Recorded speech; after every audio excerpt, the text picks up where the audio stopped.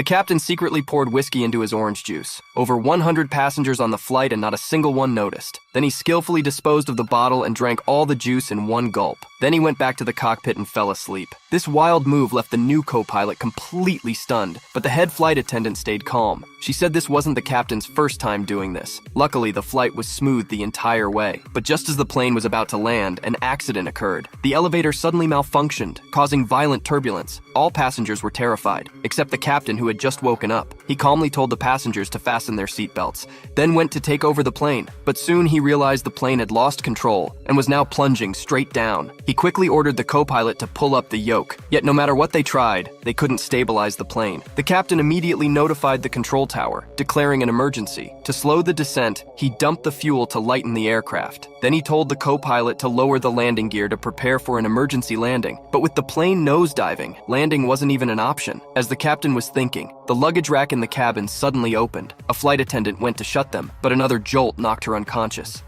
The plane was still falling fast. The ground below was coming into clear view. It was about to crash into a crowded area. To avoid the crowd, the captain made a bold decision. He sharply tilted the plane, making it roll over. Believe it or not, he decided to fly the plane upside down. With the co-pilot assisting, the plane actually flipped over, and the descent finally stopped.